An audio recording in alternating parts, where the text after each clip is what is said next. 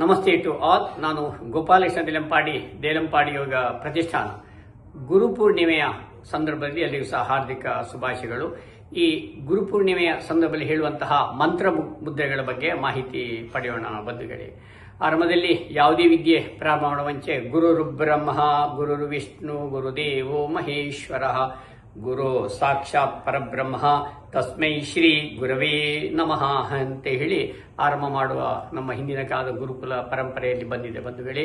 ಇಲ್ಲಿ ಗುರು ಎಂಬ ಶಬ್ದ ಕತ್ತಲೆಯಿಂದ ಬೆಳಕಿನೆಡೆಗೆ ಅಂತೇಳಿ ಎಂಬ ಅರ್ಥ. ಗುರು ಎಂದರೆ ನಮ್ಮ ಜ್ಞಾನವನ್ನು ಪಡೆಯುವಂತಹ ದಿನವಾಗಿದೆ. ಆದ್ದರಿಂದ ಭಾರತೀಯ ಪರಂಪರೆಯಲ್ಲಿ ಗುರುವಿಗೆ ಮಹತ್ತರವಾದ ಸ್ಥಾನವನ್ನು ನಾವು ಗಮನಿಸಿದ್ದೇವೆ. ಇಲ್ಲಿ ಗುರುವಿಗೆ ತ್ರಿಮೂರ್ತಿಗಳ ಸ್ಥಾನ ಇದೆ ಅಂತ ಉಲ್ಲೇಖ ಇದೆ ಬಂಧುಗಳೇ.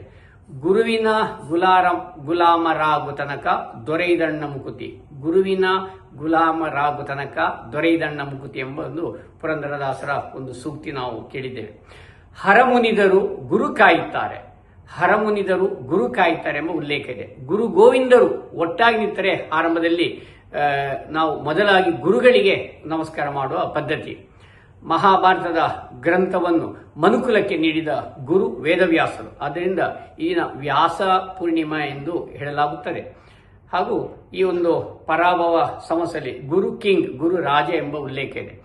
ಆಷಾಢ ಮಾಸದ ಶುಕ್ಲ ಪಕ್ಷದ ಈ ಗುರುಪೂರ್ಣಿಮೆಯನ್ನು ವಿಶೇಷವಾಗಿ ಭಕ್ತಿ ಶ್ರದ್ಧೆಯಿಂದ ನಾವು ಎಲ್ಲ ಆಚರಿಸ್ತೇವೆ ಬಂಧುಗಳೇ. ಗುರು ಪರಂಪರೆಯಲ್ಲಿ ಹಲವಾರು ಮಹನೀಯರು ಬರುತ್ತಾರೆ. ಅದರಲ್ಲಿ ವಿಶೇಷವಾಗಿ ಆಚಾರ್ಯತ್ರಯಲ್ಲಿ ಶಂಕರಾಚಾರ್ಯರು, ರಾಮಾನುಜಾಚಾರ್ಯರು, ಮಧ್ವಾಚಾರ್ಯರ ಹೆಸರು ಕೇಳ್ತಾ ಇದೆ. ಯಾಕೆಂದ್ರೆ ಅವರೆಲ್ಲ ಬಹಳಷ್ಟು ಸಾಧನೆ ಮಾಡಿದಂತಹ ಗುರುಗಳು ಬಂಧುಗಳೇ. ಸಾಕಷ್ಟು ಮಾಹಿತಿ ನಮಗೆ ತಿಳಿಸಿಕೊಟ್ಟಂತಹ ಜ್ಞಾನವನ್ನು ತಿಳಿಸಿದಂತಹ ಗುರುಗಳಾಗಿದ್ದಾರೆ.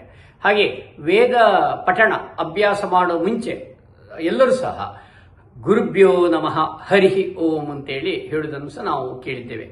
ಇಲ್ಲಿ ಶಿವ ಪರಮಾತ್ಮರು ಸಪ್ತ ಋಷಿಗಳಿಗೆ ಯೋಗ ವಿದ್ಯೆಯನ್ನು ದಾರೆ ಎರೆದ ವಿಶೇಷವಾದ ಗುರುಪೂರ್ಣಿಮೆ ದಿನ. ಹಾಗೆ ಹೇಳಿ ಶಿವದೇವರು ಆದಿಗುರು ಎಂಬ ಹೇಳಿಕೊಂಡಿದ್ದಾರೆ. ಆದಿಗುರು ಎಂದು ಹೇಳಲಾಗುತ್ತದೆ. ಈ ಶಿವ ಪರಮಾತ್ಮರು ಸಪ್ತ ಋಷಿಗಳಿಗೆ ಯೋಗ ವಿದ್ಯೆಯನ್ನು ತಿಳಿಸಿಕೊಂಡು, ಹಾಗೆ ಶಿವ ಪರಮಾತ್ಮರು ಆದಿಯೋಗಿ ಎಂದು ಹೇಳುತ್ತಾರೆ. ಆದ್ದರಿಂದ ಗುರುಸೂತ್ರದ ಪ್ರಕಾರ ಈ ದಿನ ಪ್ರಭಾವ ಜಾಸ್ತಿ, 1000 ಪಟ್ಟು ಪ್ರಭಾವ.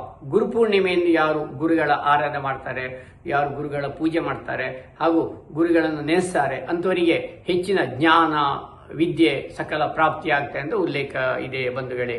ಆದ ಕಾರಣ ಈ ಗುರುಪೂರ್ಣಿಮೆಯನ್ನು ನಾವು ನಮ್ಮ ವಿದ್ಯೆ ಕಲಿಸಿದ ಗುರುಗಳನ್ನು ನೆನಪಾಡೋಣ, ಭಕ್ತಿ ಶ್ರದ್ಧೆಯಿಂದ ಪೂಜಿಸೋಣ. ಹಾಗೆ ಈ ಒಂದು ಗುರುಪೂರ್ಣಿಮೆಯೆಂದು ಹೇಳುವಂತಹ ವಿಶೇಷವಾದಂತಹ ಮಂತ್ರ ಮುದ್ರೆ, ಆಕಾಶ ಮುದ್ರೆಯಲ್ಲಿ ಓಂ ಗ್ರಾಂ ಓಂ ಗುರುದತ್ತಾಯ ನಮಃ, ಓಂ ಗ್ರಾಂ ಓಂ ಗುರುದತ್ತಾಯ ನಮಃ ಅಂತೇಳಿ ಭಕ್ತಿ ಶ್ರದ್ಧೆಯನ್ನು 108 ಬಾರಿ ಮಾಡಬೇಕು.